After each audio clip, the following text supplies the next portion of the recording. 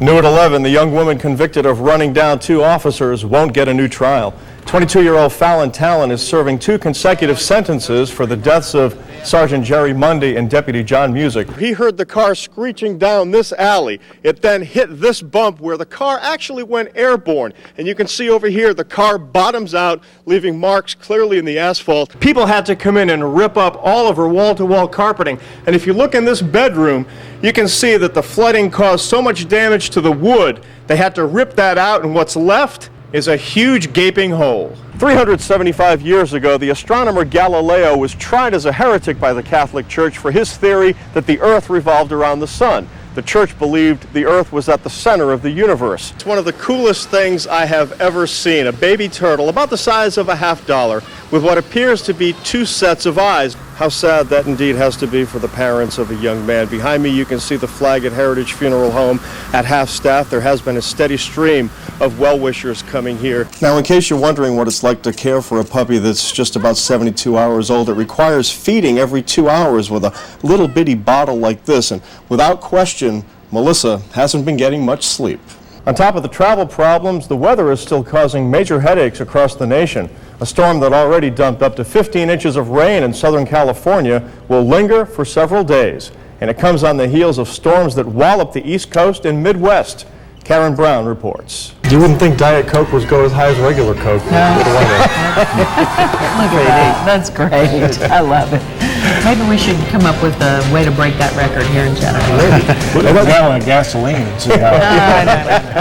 And that's going to do it for Eyewitness News at 11. The Tonight Show with Jay Leno is coming up next. Have a great weekend. Now, if you're living in places like Dayton, Dunlap, or Pikeville, you can expect temperatures to plunge into the high single digits overnight. And Bill, we are expecting it to warm up a little midweek, but another blast of cold air is expected to come in town on Sunday. For now, we're live in downtown Chattanooga. Mark Edwards, Channel 3, Eyewitness News. Hey, Mark, you're from New England. Do you ever get used to it?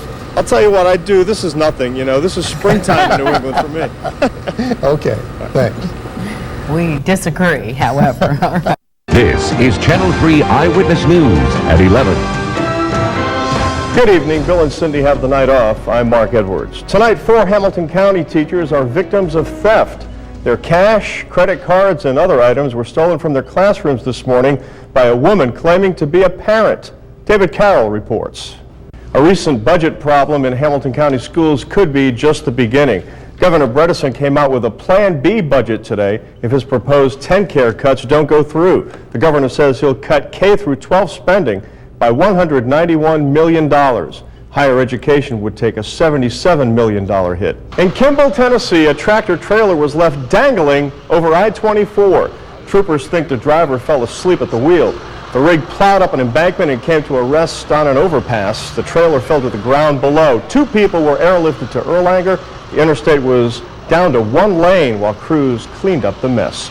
All right, it's 11:07, time for first weather in Paul Barris, and a few little itty-bitty flurries out there. That's right. A little bit of a warming trend into the end of the weekend. What do you have to do to keep the rain out for the weekend? Well, you gotta just You got to do gut it something. out, I don't right? know. You got to gut it out. I'll try and negotiate something for you. Thank you. We appreciate all right. that, Paul. Thanks. Okay. Well, the nation's longest-running evening news anchor signed off tonight. Dan Rather stepped down after anchoring the CBS Evening News for 24 years. He'll now be a correspondent for 60 Minutes. Here were his final words from the anchor desk. Wow. You could get a cash reward for information on a Marion County home invasion.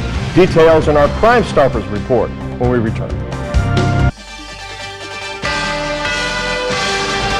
Tonight in Crime Stoppers, we're looking for the men who terrorized a Marion County family during a home invasion. Your information could earn you this week's cash reward. Greg Glover reports. The Chattanooga Mocs say they won't be wasting time planning to play a certain team in the NCAA tournament. But Coach John Schulman told us his Mocs may be changing a few things. Sports, coming up next. And Randy's in with sports. Gee, it would be nice if the Mocs could get back to 1997. Oh, yeah. I'd kind of like to see them even get back to 1982 when they won 1 game. Yeah. Maybe some sprinkles coming up on Friday. You're allowed to miss by 1, by the way. Oh, that's all right. I'll take that any day. Thanks, Paul. Okay. In tomorrow's Times Free Press, supporters and opponents of the Coolidge Hotel each claimed victory after a meeting at City Hall. A Cleveland native who hosts his own show on the Discovery Channel will expand the city's animal shelter, and a meth bill that would restrict sales of cold medicine should be up for a vote. on Friday. That's going to do it for Eyewitness News at 11. The Tonight Show with Jay Leno is coming up next. Have a great night, everybody. Well, David, I had a chance to sit down with the parents of fallen Marine Will Chambers, and even though there's incredible sadness, there is comfort in knowing their son died doing something he loved. I knew from the day he was born he was going to do great things. And even through his death, he is still doing great things. Kathy and Darrell Chambers sit just a few feet away from the body of their son Will, the Ringgold Marine who died on July 1st in Iraq when his boat capsized on the Euphrates River. When 9/11 happened, he was still young, but right around then he was always talking about it. He was wanting to go into the service. He was wanting to take up arms and defend his country. And that's what he did. I have so much respect for my son. He is my hero, even now. And I'm glad I had the chance to tell him that. Like so many parents of fallen servicemen and women, the Chambers are comforted by what seems like an endless amount of support. I've seen them pour themselves out through many of times, but I never thought it would happen to us.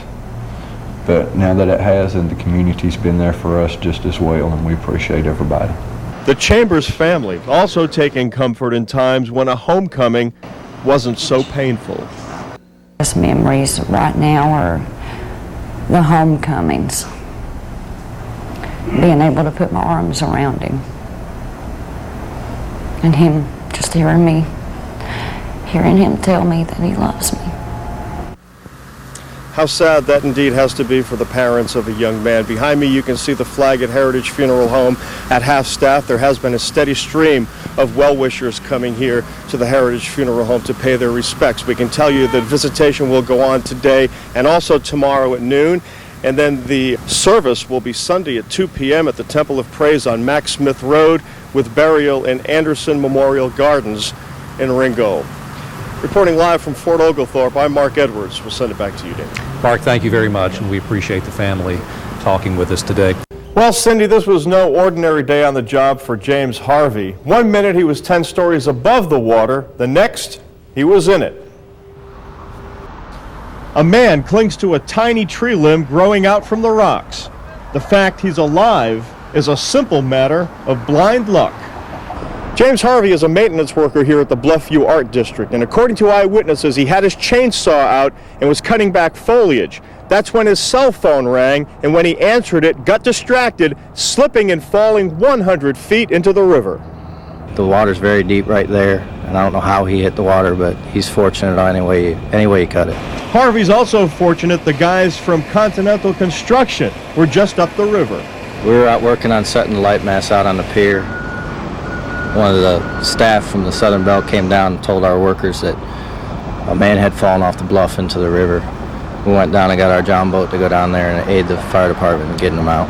For Harvey, a freak fall that could have taken his life might end up being his luckiest day. He just said he was cold. That's all he said. I asked him how he's doing. He said, "I'm fine, I'm just cold." And the worker said he was a little scratched up, but he's lucky. Very, very cold. He apparently didn't seem to sustain any real severe injuries, but he was cold. The water temperature is about 42 degrees, so he was chilly. Now, we did catch up with Harvey around 5:30 this evening. He refused to go on camera, telling me he's had a bad day. Now, many might argue it could have been a whole lot worse. Bill, back to you. You're absolutely right. Thank you. A trucker picked up a passenger this morning on I-75. You could say he was somewhat of a rude hitchhiker. Channel 3 Eyewitness News reporter Mark Edwards is live in our newsroom to tell us this remarkable story. Mark.